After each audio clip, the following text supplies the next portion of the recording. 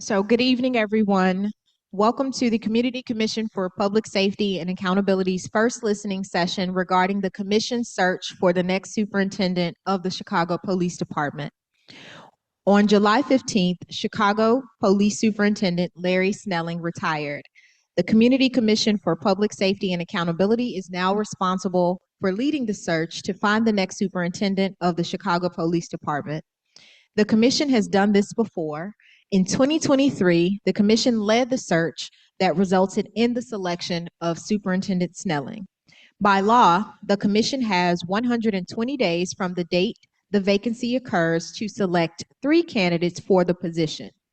During that time, the Commission will conduct a nationwide search, recruit candidates, host a series of community listening sessions throughout Chicago, such as this, engage public safety and policing experts, evaluate applications, interview questions, and ultimately select 3 finalists to submit to the mayor. Under the ordinance, the mayor must appoint the next superintendent from the list of candidates selected by the commission. As in 2023, the commission will undertake a robust community engagement process. The commission will hold at least 4 listening sessions throughout the city. All those dates are now listed on the commission's website. The purpose of these listening sessions is to get your input on the qualities and qualifications that you would like to see in the next police superintendent. In addition to the community listening sessions, we will convene smaller meetings with representatives of organizations that bring a range of perspectives, including faith-based organizations, advocacy groups, business groups, and labor groups. We're also creating several ways for police officers to provide input, including by reaching out to all police unions to meet with and hear from union members. We'll also meet with public safety experts around Chicago and around the country. We will use all the feedback we receive to draft the questions we will ask and the criteria that we'll use to evaluate and select candidates. Your input will guide the commission in carrying out its responsibility to select the 3 finalists to send to the mayor. When Superintendent Snelling retired on July 15th, the 120-day process started for the commission to select the 3 finalists. That means the commission will complete the process by voting for the finalists at the commission's public meeting on November 12th. To help with this search, the commission will engage the services of a search firm to help identify and vet candidates.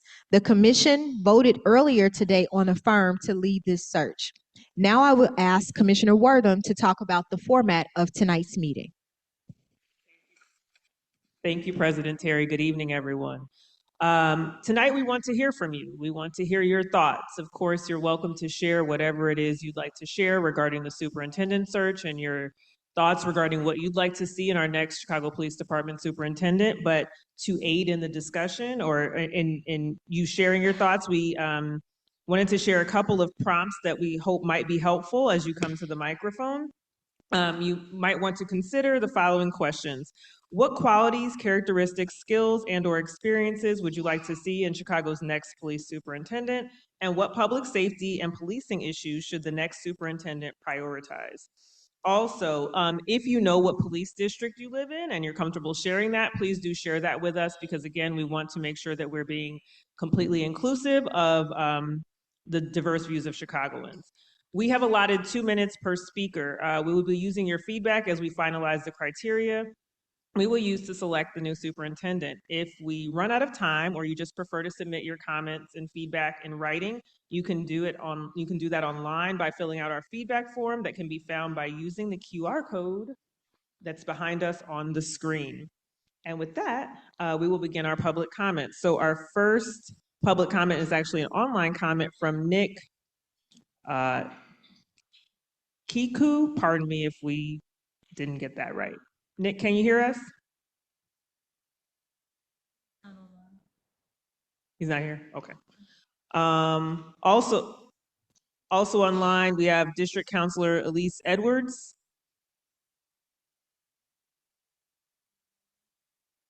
Okay, also. So now we will go in person. We have, I'll call the first 3 names. Kayla Wynn, Omar Flores, Humberto Maldonado,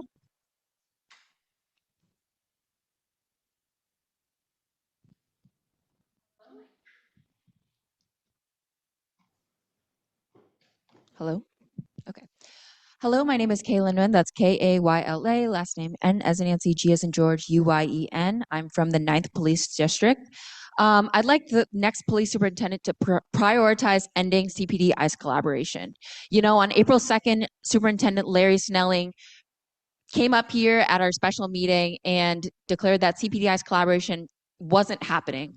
We in the community know that this isn't true. We've been coming to meetings stating that this isn't true. In fact, you guys had a special meeting urged and actually forced by over 2,000 signatures from the community and community testimony from over 1,600 people that showed up to that community meeting in January stating that that wasn't true. In addition to that, I'll just read some of the COPA complaints that, the contents of COPA complaints that have been submitted recently. On June 28th, CPD officers appeared to assist in the detention of a neighbor on Chicago and Hamlin, witnessing the violent detention of several people as those detained, victims of a car collision, were shoved to the ground, kneeled upon, and had guns pointed towards them. CPD officers, in response, turned to face peaceful bystanders and refused to record the brutality. This is against the directives since posted by CPD. On July 10th, officers responded to a federal agent assisting them out of a car damaged in a crash that ICE caused by using a Slim Jim. And later that day, those same ICE agents were seen and videoed running a red light on Chicago and Franklin, speeding recklessly through a construction zone on Hamlin between Chicago and Ferdinand as city workers dove out of the way.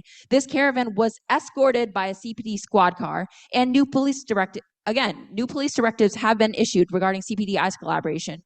What is the next superintendent going to do to enforce this accountability, to enforce policy directives, and work with the CCPSA, COPA, and the community to enforce the end of CPD ICE collaboration? Thank you. Thank you.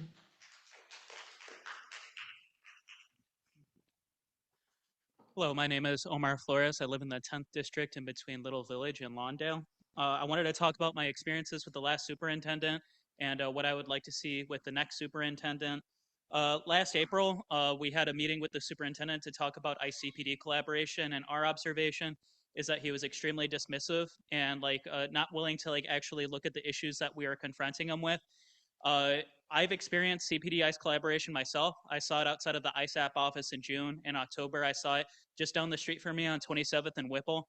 CPD is collaborating with ICE. It oftentimes escalates situations here in the city. There has not been one scenario where CPD arriving has actually helped a situation, and that's something that we need to change. They agitate the crowd, they don't help the crowd. I watch children get tear gassed by ICE. I watch community members get beat up by ICE, people that are citizens get beat up by ICE. And Snelling just came in and told us that, this doesn't exist, this doesn't happen. And, in January, as it was mentioned before, there was over 1,000 people that had attested to the issues around CPD and ICE collaboration. And additionally, we did not see the guidelines around the ICE on notice executive order from the mayor until after Snelling left his position.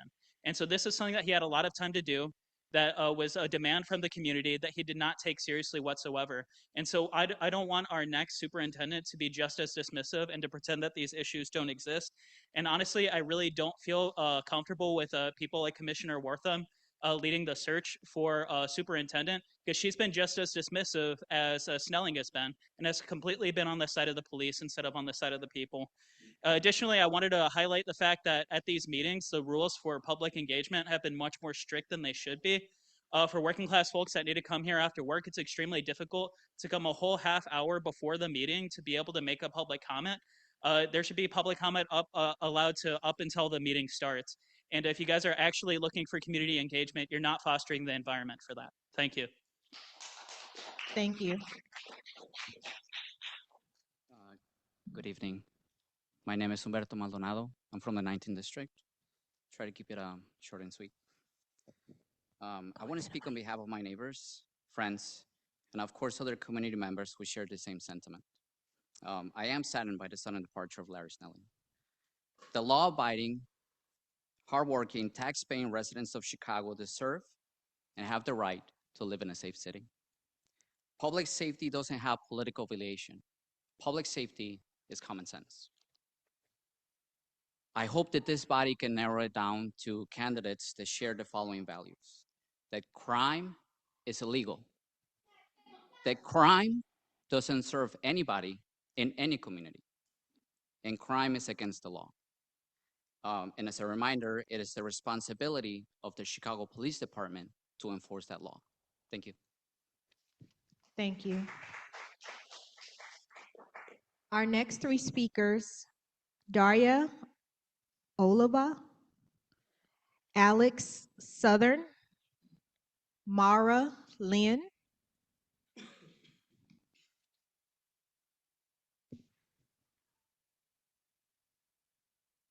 Hi, thank you for taking my comment. My name is Daria, and I think, from the 25th district. So I would like to touch on three different qualifications that I think a superintendent needs to have. Is that better? I can hear myself. So the first one is respect for the rights of Chicagoans. The second one is technical literacy. And thirdly, integrity and accountability. And I would like to use surveillance, specifically ALPR cameras and various AI-enabled cameras, as an example of how that might look like. So, for example, Chicago is one of the most surveilled cities in the United States with, I think, over 5,000 cameras. So we're all being watched all the time. And it's very important that the police department takes that responsibility very seriously. So, for example, let's talk about respecting rights. So there needs to be transparency about how these cameras are used, how much we're paying for them, what companies we're using, what capabilities they're using. There must be no digital surveillance without a warrant. So we've seen many instances of stalking, for example, by police officers around the country, and we cannot continue to just allow that to happen. We absolutely must follow laws like the Trust Act, and the police must take that seriously and not share surveillance information with ICE, DHS, et cetera. Secondly, technical literacy. So a lot of times police departments just parrot vendor talking points, which is, for one, embarrassing, but for two, it shows a lack of understanding of how AI is used. It shows the lack of understanding of racial bias that's built into a lot of these systems, and shows a lack of understanding that we are paying to get our data collected and then sold back to us, and it's, again, just unacceptable and frankly embarrassing. So having someone who understands that model would be a big value add. And lastly, accountability. So violations of data sharing, such as the Trust Act, have got to stop.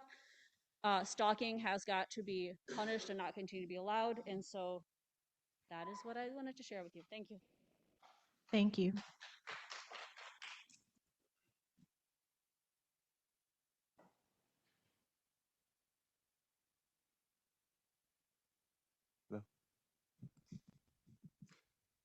Hi, my name is Alex. I'm from the 14th district.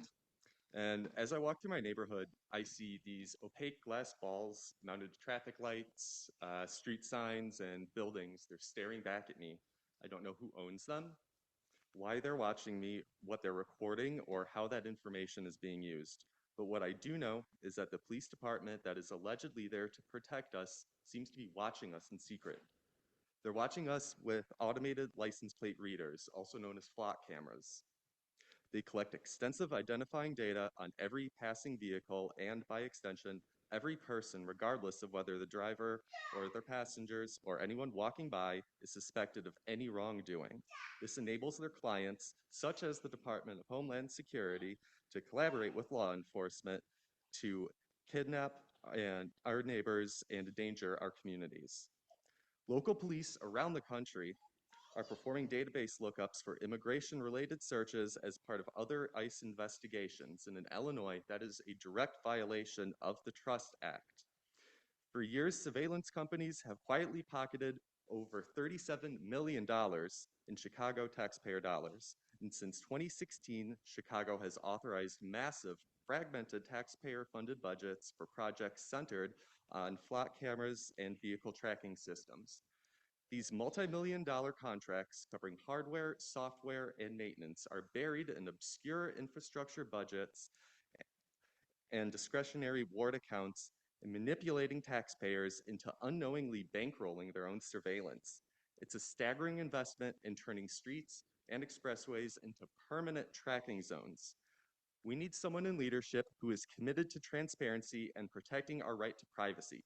The contracts behind this surveillance need to be public and transparent, and if they are being used, we need assurances they are not used to stalk citizens and data isn't being stored long-term and accessed without warrants. Thank you. Thank you. Hi, I'm Mara Lynn. I'm in the 24th district. This weekend, I was actually at a fest that I went to go to a fest. And there was a booth that had this thing up there where people could put index cards up of what they wanted in a superintendent. So I literally just wrote down a bunch of words of these are all that were on index cards, but I do have a screenshot of them. So I'm just going to read what people that most of them I didn't know put up there. Have mental health practitioners train CPD. Focus on alternative response. Have integrity. Respect for everyone. Approachable. Stop racial profiling. Be for violence prevention. Treat youth like youth. Be anti-ICE. Another mental health. There was a lot of mental health. Mental health. Police culture should be people oriented, not be a cop, be a human rights attorney, better train with people in the disability community, restorative justice, cut overtime. When police get sued for misconduct, money should come from their pension. Be for restorative justice, that's another restorative justice, wear body cameras always, have compassion and humanity, know your community, crisis response is important, mental health knowledge and other mental health, reform training of anti-racism, end pretextual traffic stops, and be a woman, they are strong. That's it, thank you. Thank you.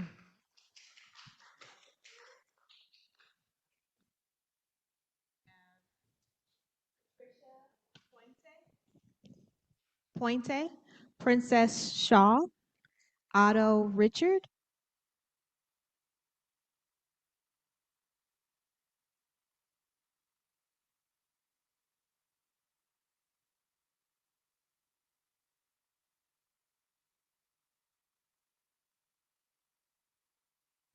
Good afternoon. My name is Patricia Puente.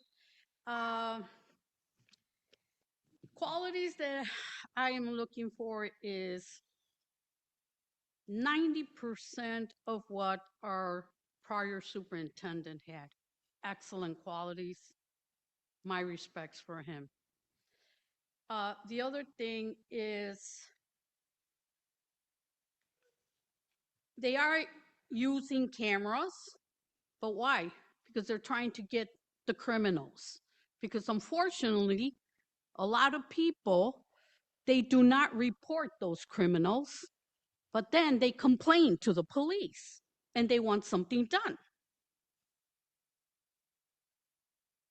Regarding CPS collaboration with other law enforcement, that is with ICE too. Why? Because if these Hispanic women, immigrant women, are being abused and beaten up, and the law enforcement goes to help these women, their husbands talk to the law enforcement in Spanish, and then the law enforcement leaves them. And then you find these immigrant ladies going to 555 complaining about their husbands. What is it that their husband had? That these women are being abused by these men? They have grenades in their houses, 5Ks in their houses, and they're abusing, these women. Yes, I agree that CPS should collaborate with all law enforcement because ICE is a law enforcement. The other thing is I agree that the law enforcement, when they are being sued because of their wrongdoing, they should pay it by not the people's money, but by their pension or by whatever they get extra money. And that's it right now. Thank you.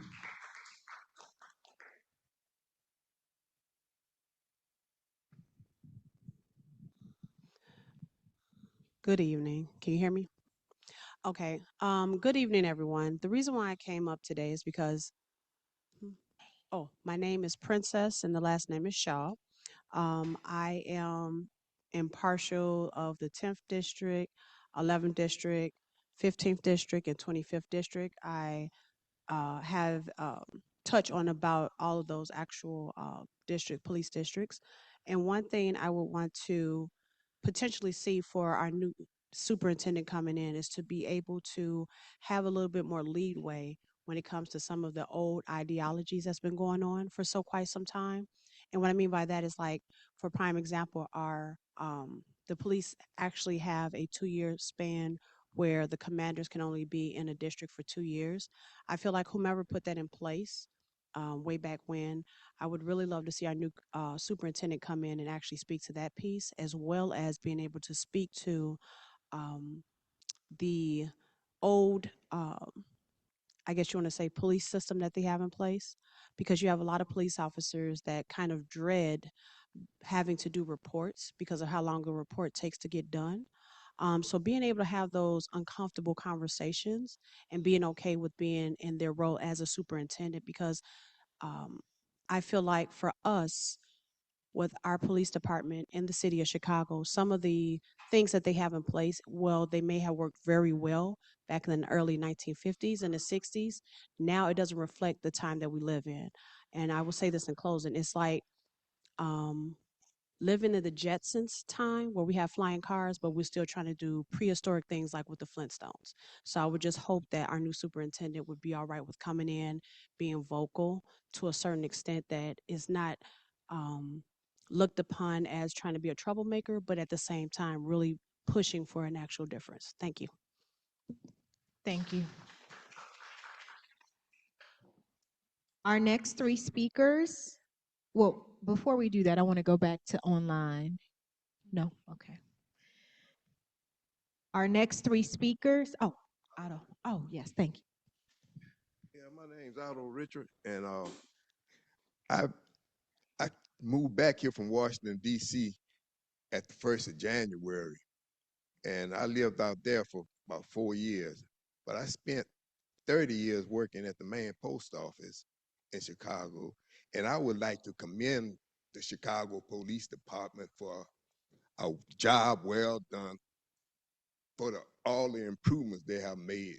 There have been failures, it's true, but I would just like to commend them for that. And whoever they get, I hope it be somebody from within the ranks and that knows the city.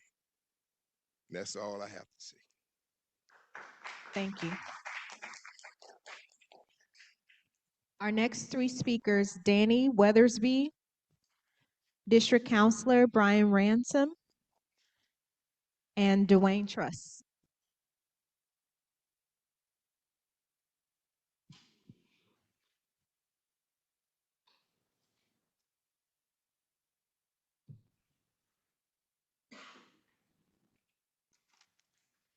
Hey, how we doing? My name is Danny Weathersby. I'm from District 11. What I would like to see in the superintendent search, one thing I would like to see prioritized is de-escalation. Just I find a lot of times, especially in my neighborhood, when cops are involved, the situation and things escalate, and I would love to see that prioritized that through its officers. One thing I would also like to see emphasized is that traffic stops or interactions with police officers don't have to be fatal. Um, I'm not sure why, from chasing to, I've even seen cops get out their car and start firing, and it was for a traffic stop. So I would just like for him or her to emphasize that these interactions don't have to be, once again, like I said, de-escalating. I've talked to officers at fellow meetings, and one thing that always gets brought up is like we can't police like we used to, and I want to believe that there has to be some kind of happy medium between Gestapo and being totally passive about it. I want to believe that that there can be some kind of common ground to be found. Like, I know we can't do like we did in the 90s, but it's 2026, similar to like what Miss Princess said. Like, let's get some new thoughts, some new ideas. Let's like move in the future. And lastly, if we can just have them also emphasize the him and officers about the quality of life. You know, where I work at volunteer at the food pantry, one of the main things I think about is like, I wouldn't give somebody something I wouldn't take, and just look at that like what's going on in these neighborhoods, or what you see going on. Like, maybe just look at them as like, would you want to live around this, or would you want to live like this? And that's my time. Thank you. Thank you.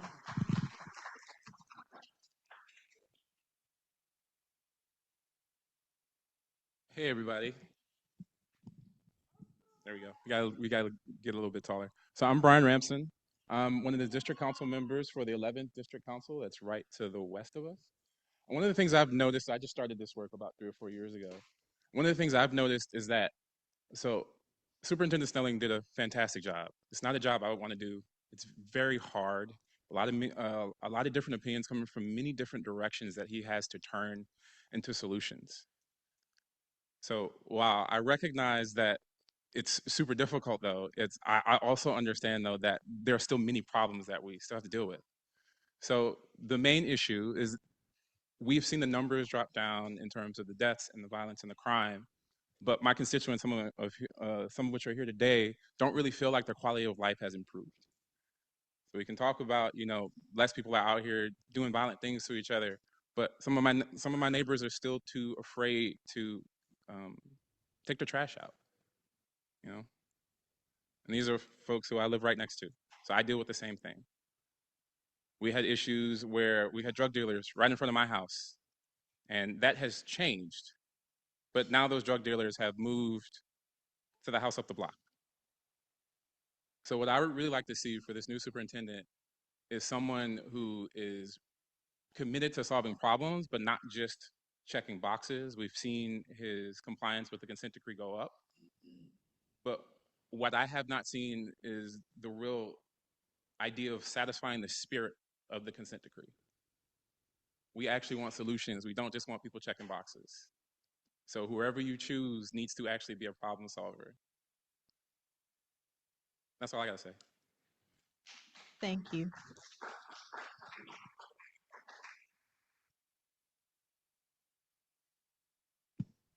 I want to grow up and be like him and be as tall as him.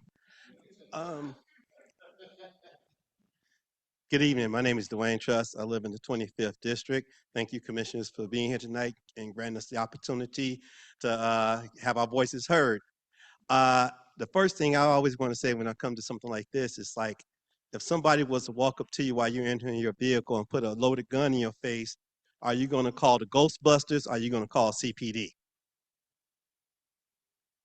And me being carjacked with a loaded gun in front of my house, that was my experience by a young man that looked like me, 16 years old, black young man. That's the reality I chose to live in, and I choose to make my community a better place, because sometimes it's like when you hear some people say things about, okay, we know some of the police officers do things bad, but what about some of the police officers who do things pretty good? Like in my experience, I feel as though Sergeant Emilio, because I'm gonna remember his name, they were very professional, the 25th District staff, as well as the fact is that was a loaded gun. And you're right, Princess, they don't police like they used to in a sense. But them knowing he had a loaded gun, back in the day, they would approach that young child differently. But then now they approached him in a different way, which arrest was made. It was a lot of damage done to my car, and I had a lot of trauma going. I had more trauma going through the insurance company than I did with that situation. But the reality is that it was kind of balanced in a sense, is that there's got to be that accountability on both sides. But at the same time, we can't just keep coming in here, some folks coming in here saying that they speak from my part of town without living and talking to my part of town, and want to say that they reflect me and don't speak to me. Now, 773-879-5216 if you want to know my number. But the thing is that we need to really, in a short, long and short of it, speak to each other and work together for the city that I believe we all think is worth it. the working for it. And last, I would love to see in the current superintendent, I would like to see he or she be cloned like Superintendent Snelling. I believe he was pretty balanced as best he could be. He came out to community in Austin 3-4 times, building relationships with people. So that's what we hope that the successor will do. Thank you for the opportunity. Thank you. I have Jimmy Gaither.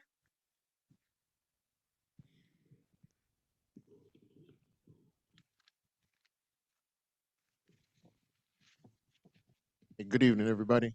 My name is Jimmy Gaither, Gaither. I'm from the West Side. I'm from the 10th District.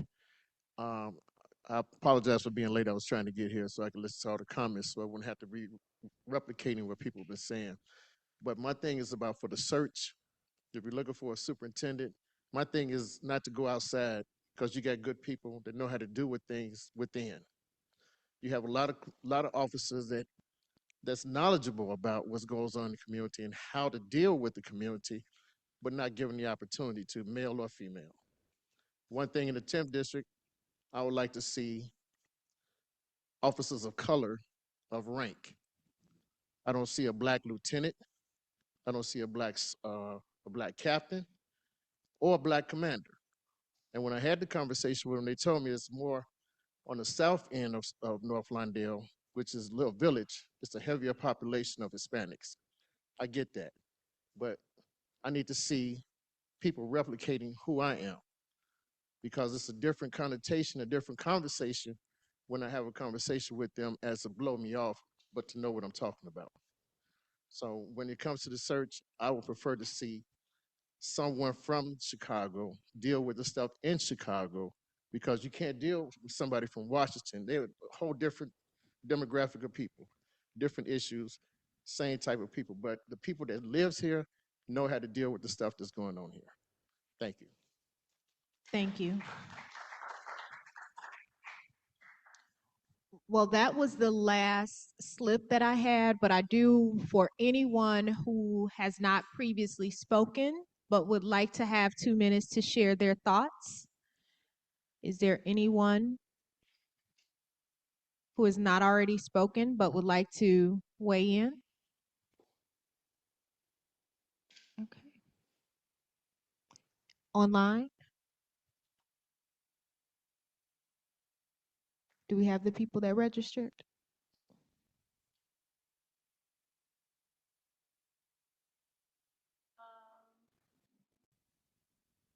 Only have someone that wrote in the chat.